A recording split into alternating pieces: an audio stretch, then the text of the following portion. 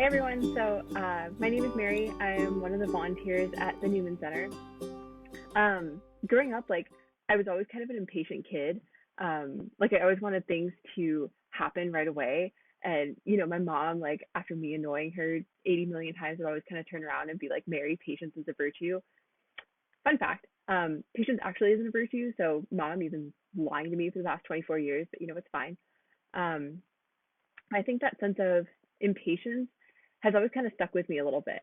Um, and now, I don't know about you guys, but during this time of quarantine, I am just so ready for this to be over. For things to open back up, to be able to sit at a restaurant and have someone walk up and take my drink order, or just grab coffee with friends, be able to sneeze in public and not be judged, little things, right? That have been taken away during this time of quarantine that I'm just so ready for it to be done.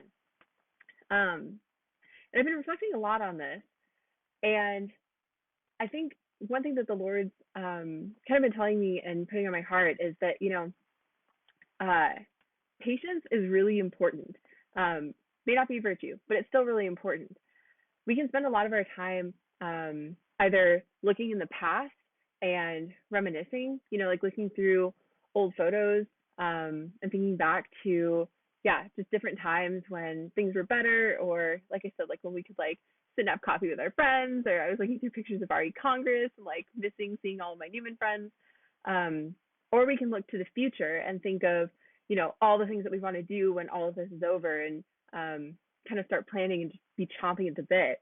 But I think one thing that the Lord's uh, really trying to tell us in all of this is that the only time that we have to encounter God is right now. Like, we can't go back to the past as much as we, tell stories and look through old pictures. Um, and we don't have a time machine and we can't fly forward into the future. The only time that we have is right now. And if we don't focus on the present moment, we can miss a lot of what God is trying to do.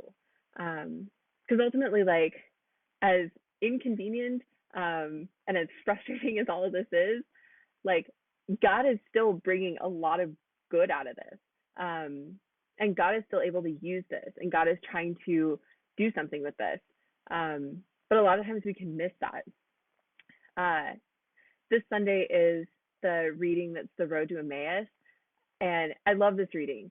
There are so many parts of it that you can just kind of spend all day breaking apart. But one thing that I really want to focus on is this idea of maybe not living in the present moment. So the Road to Emmaus, the disciples are coming from Jerusalem. They're walking 7 miles back to their hometown of Emmaus, and they're in the past, right? They're talking about everything that's happened the past couple of days with Jesus, how he, rode into Jerusalem as a king, and then less than a week later was crucified and completely ostracized by these people.